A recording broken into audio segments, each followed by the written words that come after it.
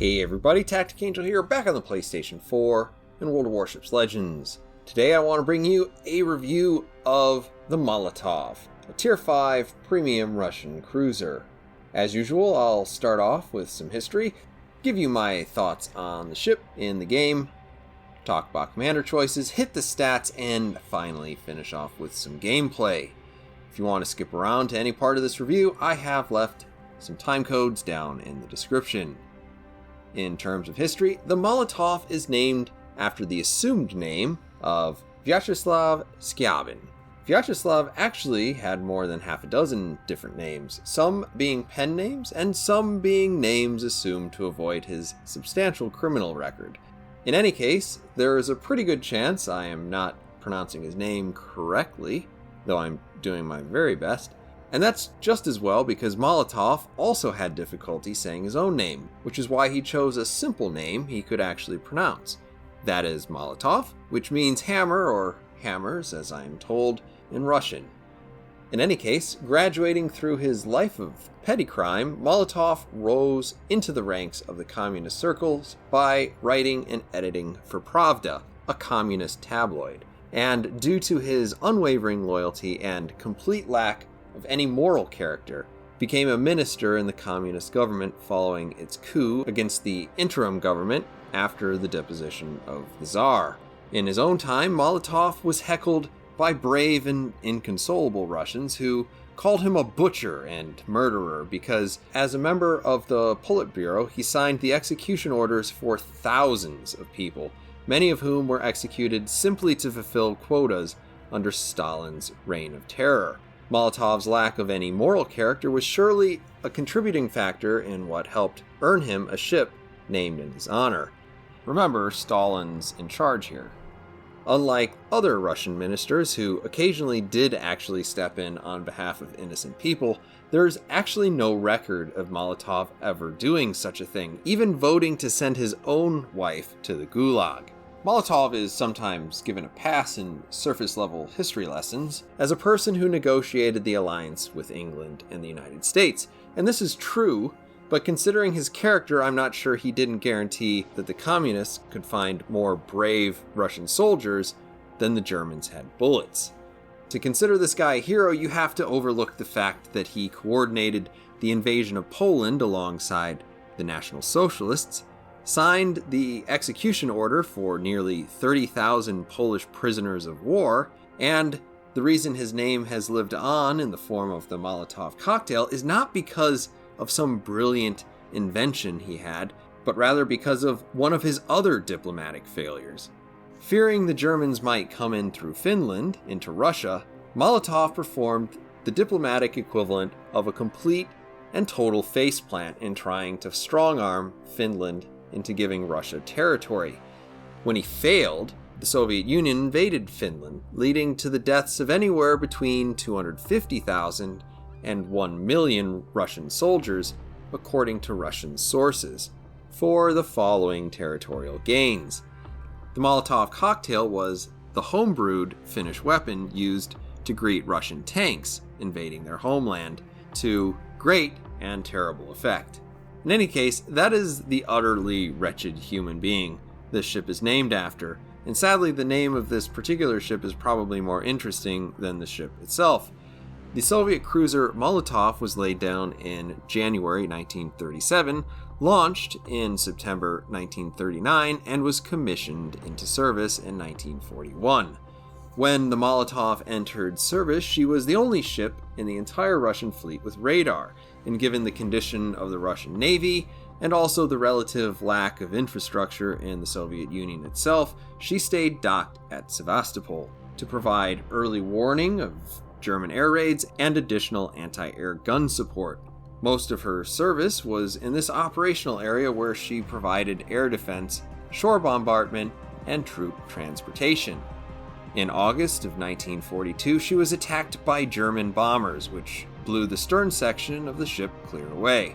She was hauled back to port for repair, but given the Soviet Union's reticence in committing any naval ships into battle, the bombing effectively ended the service of the Molotov in World War II. Following Stalin's death, the Soviet Union considered whether they wanted a madman at the helm of a government killing and imprisoning people at random, and decided that it seemed like a somewhat suboptimal long-term solution for their country. Molotov objected so forcefully that he became something of a public pariah, an embarrassment to the party, and was sidelined by the communists. The ship named in his honor was renamed something less controversial, the Slava.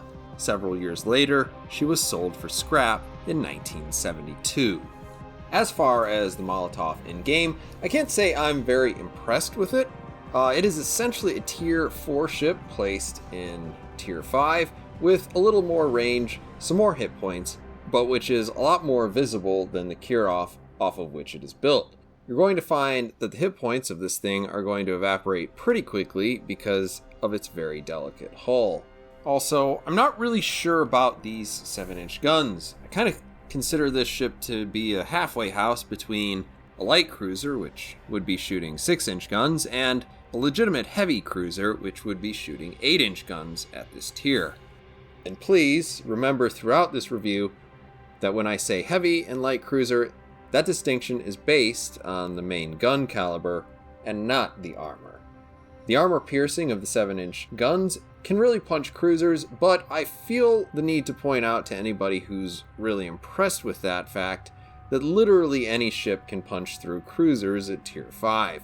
British, German, Russian, and frankly, French light cruisers, if they would stop shooting HE, do it with a combination of better turret rotation and rate of fire, while American and Japanese heavy cruisers have superior alpha and penetration characteristics.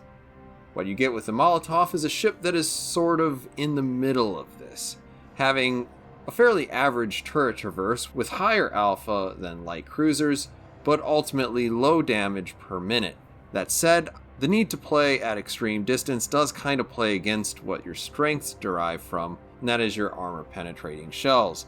You basically have full 8-inch gun reload times with lower damage, but because of the speed and better turret traverse, the Molotov is better at reacting to destroyers than some other cruisers at this level, even though its survivability is such that any close-range engagement is likely to really damage your long-term participation in a match.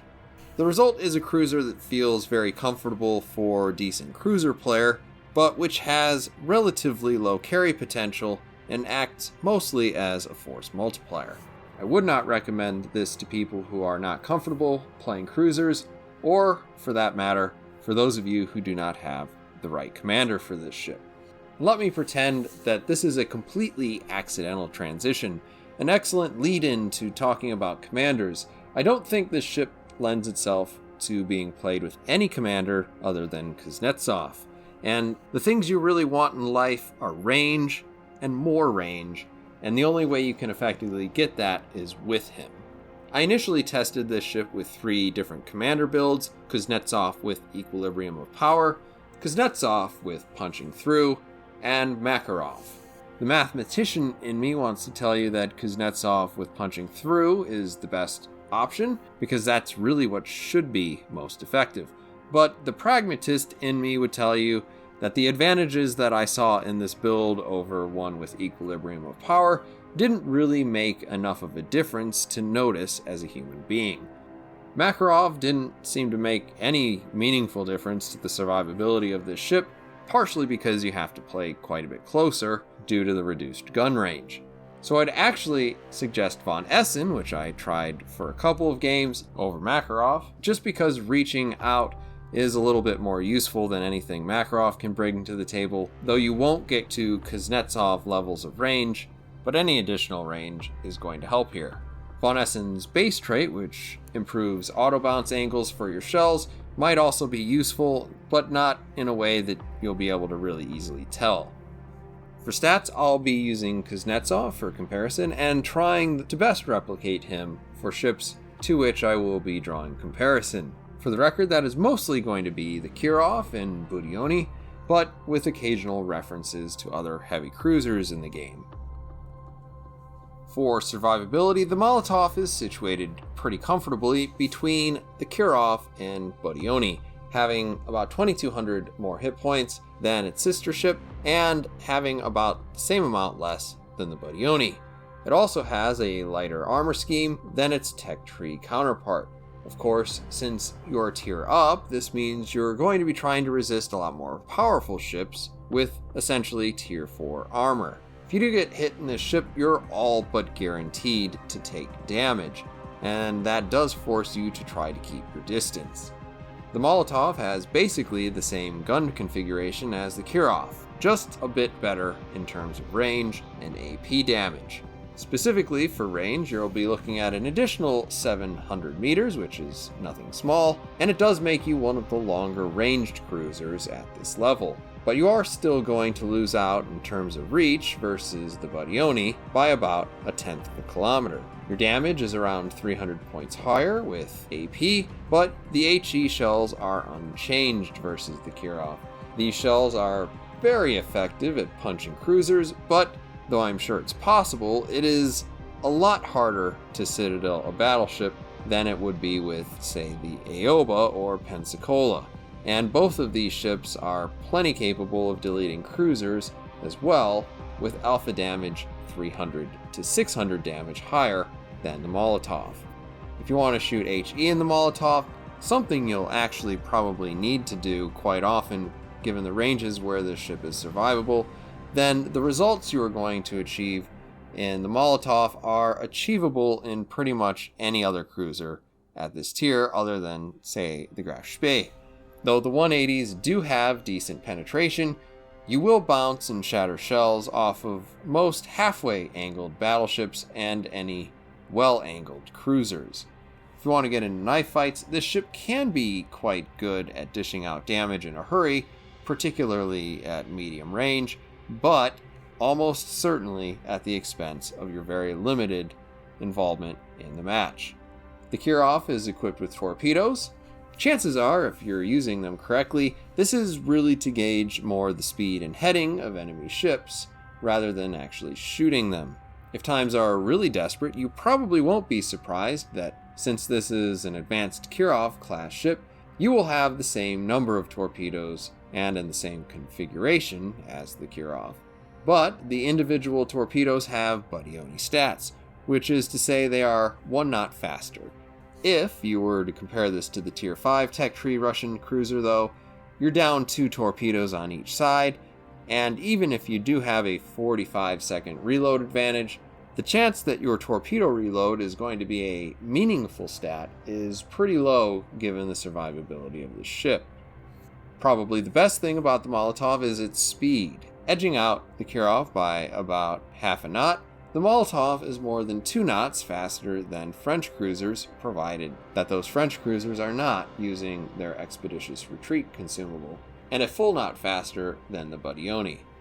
The turning circle is not good. It's actually exactly the same as the Kirov, and gives up about 150 meters on the Bodioni, and quite a bit more than the average cruiser at this tier. It's safe to say that the Molotov enjoys the worst concealment of any cruiser in the game right now at Tier 5, such that one can enjoy such a thing. Granted, this distinction is small enough that the difference is only between the Bodioni and this and whether or not it's firing in smoke.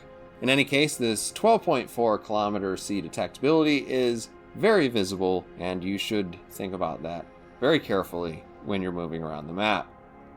As a brief note, because I know I did mention that the Molotov's historical significance was linked to it being the only ship with radar, the Molotov has access to only sonar and a plane. The sonar and plane that you have are exactly the same as the Bodioni, but you do not have the same option as the Bodioni has to switch out the plane for radar. Alright, so let's jump into some action. We're going to be on Estuary. We're starting out on the east side. I'm looking around, seeing what's around me.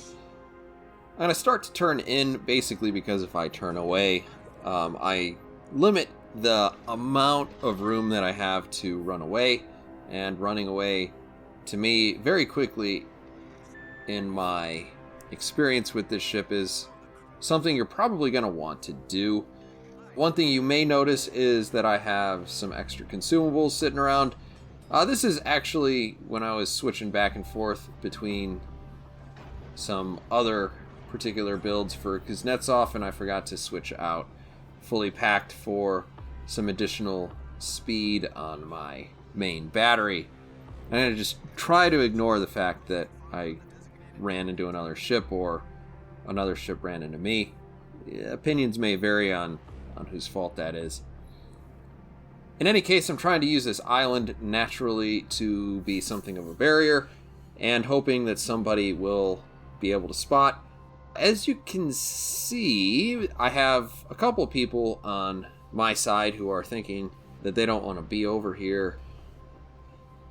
This kind of leaves me in a bad position because, of course, I'm not the best choice to actually go out there and do the scouting for everybody. In fact, that is a ship I definitely don't want to see. The Bodioni has a lot better DPM than the Molotov, and wouldn't you know it, the first shot in the game takes out my rudder, so not a lot that I can do at this point unless I want to repair it. Going straight's not the worst thing in the world. It's a little bit predictable if they want to put some follow-up shots into me, but it's going to allow me to reach my top speed, which in this particular ship is actually very good. And actually it's the one thing that I can say unreservedly, that when the engine of this ship works, it is pretty nice.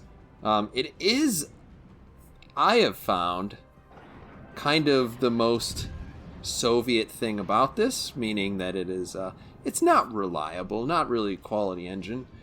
As you can see with this Bodioni, I am putting some shells out there. I'm using the AP. When you're using AP on cruisers, this is really effective. I switched over to HE because I actually thought this guy was going to start to turn out and I wasn't going to get a third bite at the apple. If I had stayed with AP, probably would have finished him off there. Instead, I have to wait a few moments and we finish him off there.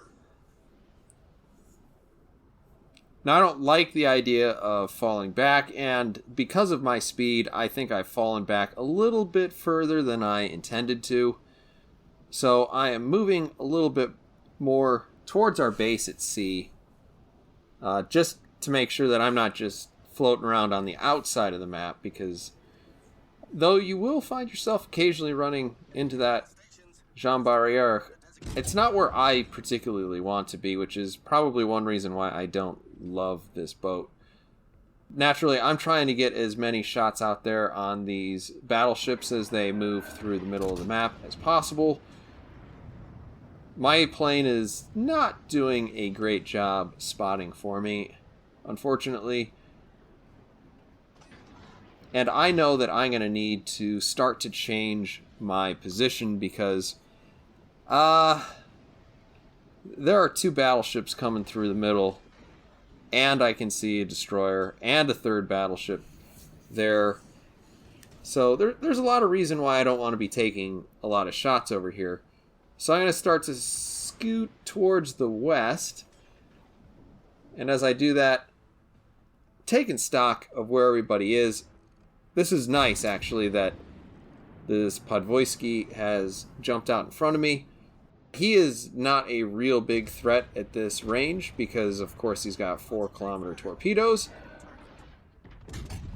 In spite of the fact that in this particular video you're looking at a build that does have equilibrium of power, you do a real considerable amount of damage to these destroyers, and obviously we're able to finish him off pretty easily there.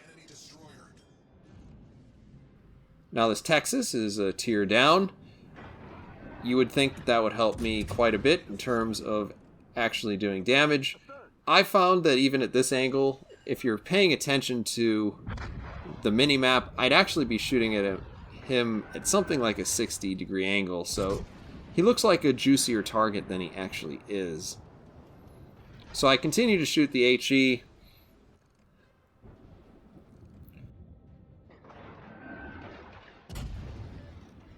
Unfortunately, I catch another shell. We have gotten our rudder knocked out again.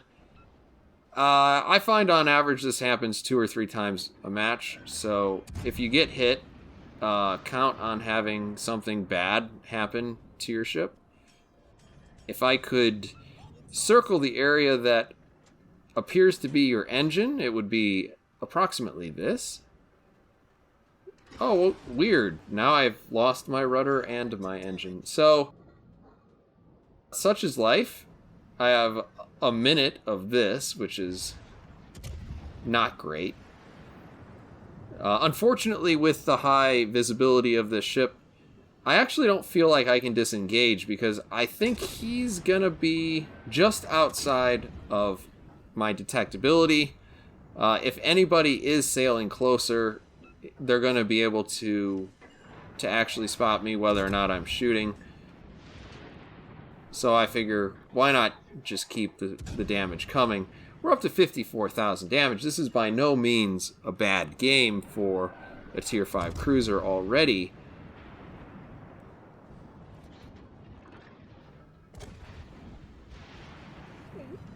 And we continue to burn that Texas down. Now everything's back in order. We're going to start to pick up our head of steam here again. Still trying to whittle down that Texas. And not getting fantastic rolls. One thing I have noticed with Equilibrium of Power is that you do get a little bit better damage shooting at the front of battleships. And since you do so much running away in this ship, or trying to do ranged combat, and if they're trying to chase you, I mean, that just means you're going to be running away. Equilibrium of Power has seemed to be a little bit more useful than I have expected it to be, because if I were using punching through, I probably would be bouncing most of these shells anyway. Against a Texas angled like that, yeah, I could definitely shoot AP. In this case, I didn't.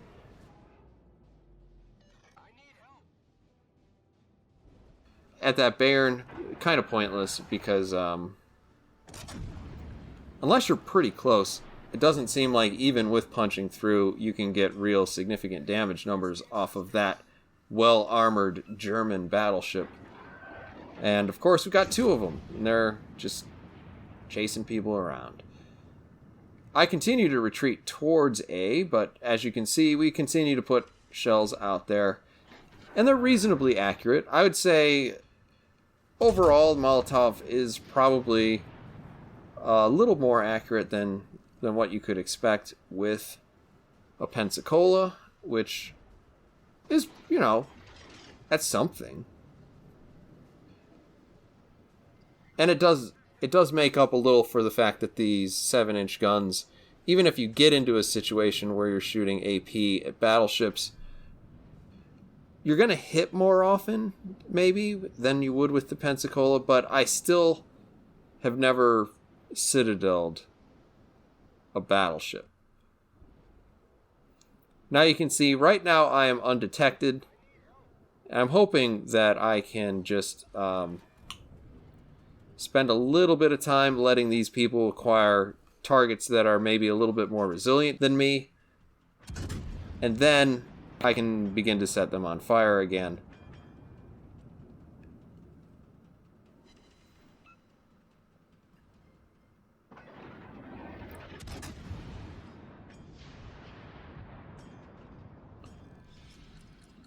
That's another tight group, and we come away with a couple thousand damage, plus a fire.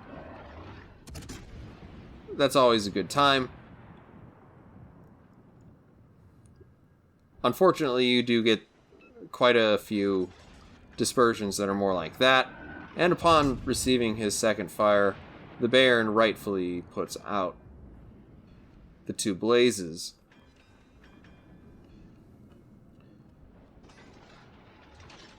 Now I am sailing real close to the Jean Barriere. I'm gonna switch back because I know that once I start to turn around, I will have a little bit better opportunity to actually continue to shoot at them before I slam face first into the edge of the map. Now, I did start loading up AP, thinking that this Leander was going to make a more aggressive maneuver than he actually did. In any case, we are seeing kind of, unfortunately, accuracy doesn't always work out on this ship. I mean, RNG, it never does.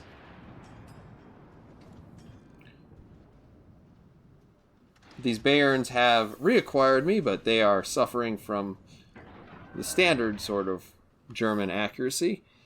So I'm going to put some shells way out there. I really misjudged that shot.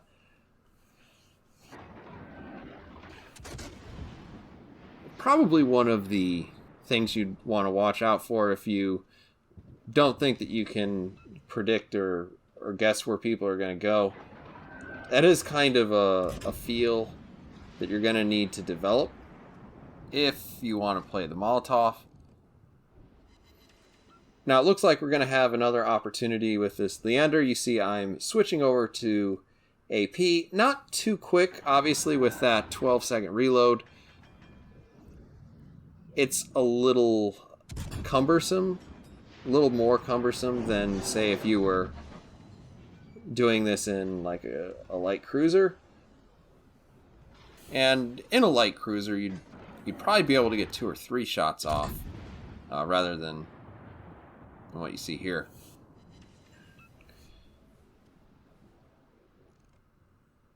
We do whittle off just a little bit on the cap there.